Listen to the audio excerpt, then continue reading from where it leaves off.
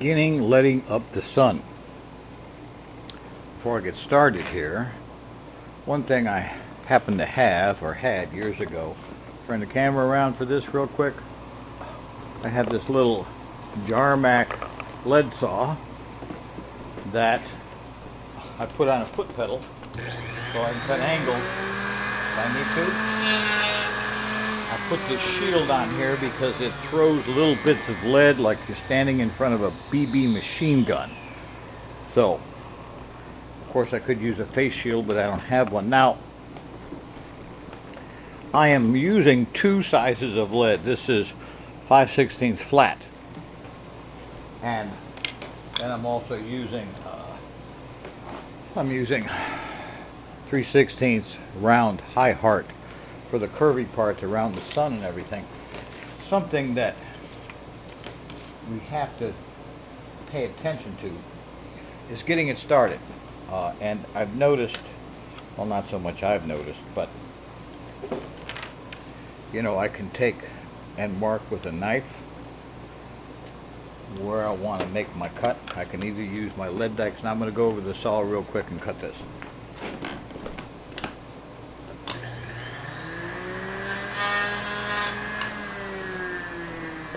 And one of the things about getting started letting things up is that things need to be immobilized. You know, if I start pressing on this, it's going to slide up, and I don't want that. So that's where I'm using a nail. Now this is a glazing hammer. Okay, this is rubber on one end, this is hard plastic on the other. You can use it to drive nails, you can use it to tap glass in place. These are almost indispensable. You can use a regular little hammer if you need to. Now, since I've got that immobilized, okay, one of the other things that I like to do, okay, is I'm using a little piece of lead to kind of bend it around to get an idea of where I'm going to be trimming this down. Again, I'm using a knife to just make a mark. Okay? And again, I'll take it over to the saw. I'll be right back.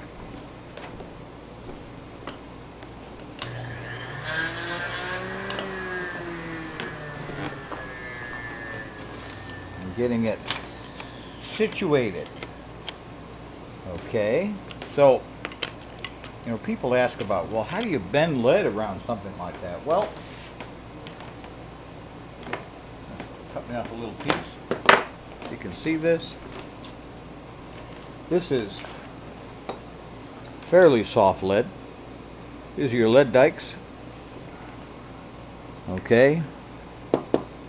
So, basically, for myself, I hold it, right? Hold it. Bend it around, okay, instead of trying to push it down into these little curves, okay? See? Now, I'm just going to rough trim this off, okay, to see how it fits. Lead gaming, in a lot of different ways, can be a lot of fitting and refitting and fitting and refitting.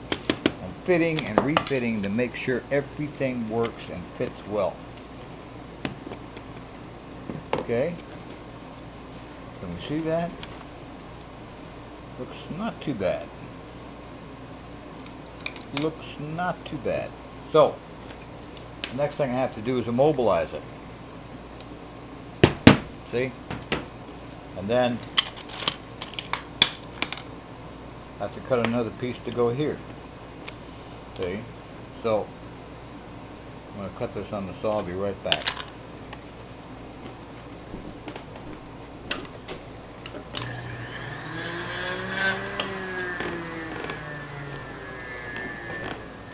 Oh, and it's funny, I do have a lead knife somewhere, but it's been so abused over the years, pulling nails and everything out, that it's no longer suitable for using for lead cane. See? Now I can take my little piece of lead, you see that? Make a little mark, okay? Okay, I'm going back over to the saw again.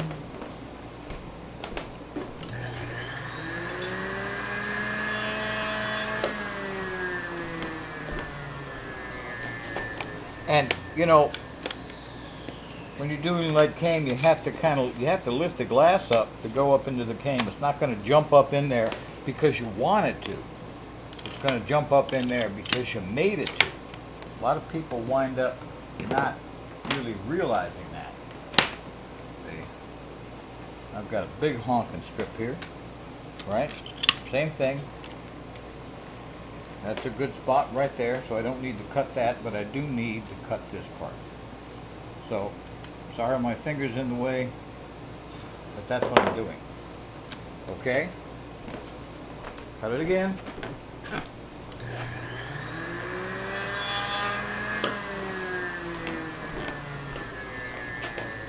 You see? You see?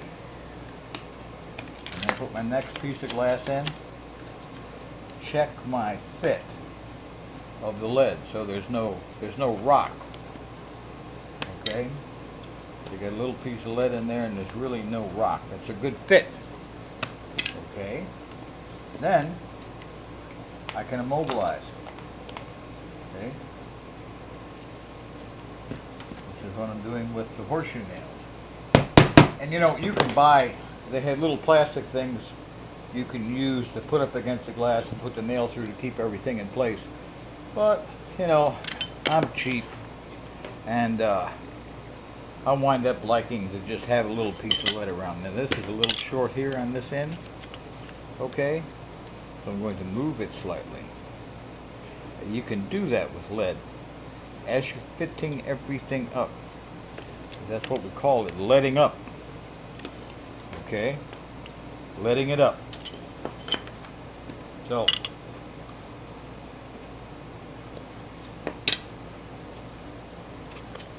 and in this case,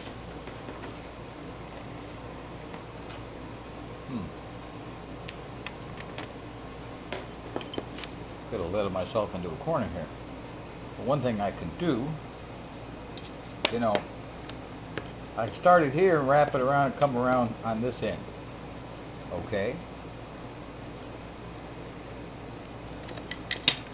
Which is probably what I'm going to do.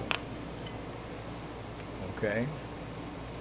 So, I'm giving myself a little play here so I don't cut it too short. It's easy to cut it way too short when it doesn't need to be. Okay, until I get around to that edge. Okay, see? See that? See that? In this case, I'm just using my blade to make a mark.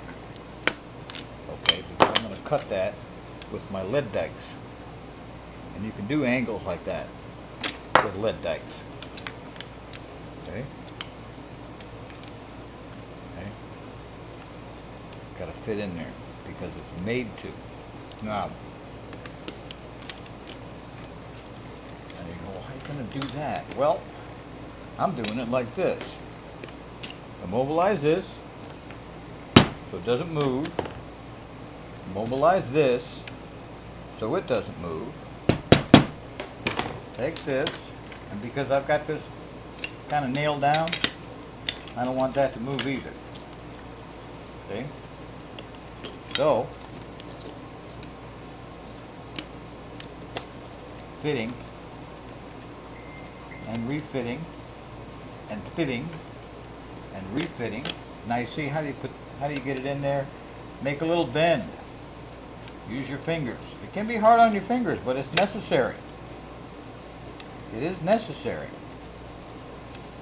Okay? That is necessary.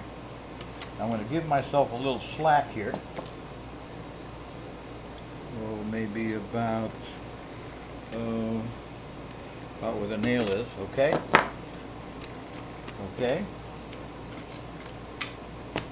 Now this just looks complicated, and in some ways it is.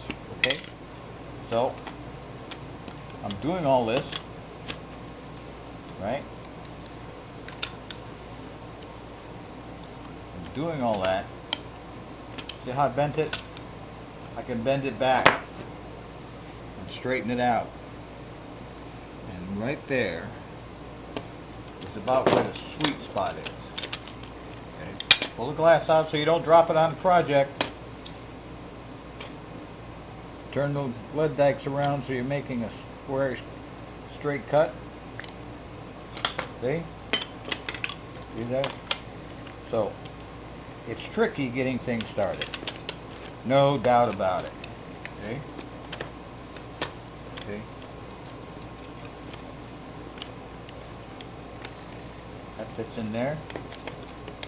That fits in there. This gets moved out of the way temporarily. And you wind up having to do this a lot if you want to get a good fit. Because too often folks try to get everything and then cut their lead too short and go, oh my God, now what do I do? And try to build it up. You know, it's difficult to sculpt liquid solder. No doubt about it. Okay, it can be done, but it is difficult. So you see, that's my start. Then I have to go on up from there before I get over here. So I have to get, this is my foundation to work up this way, because it's like building a wall. See? And making sure everything fits. So that's kind of getting it started. Okay? Getting it started. See? So the better your joint, the cleaner your solder is going to be. You got big honking gaps. It's very difficult to sculpt the solder to make it work and make it look good. You don't necessarily want to have big honking balls of solder.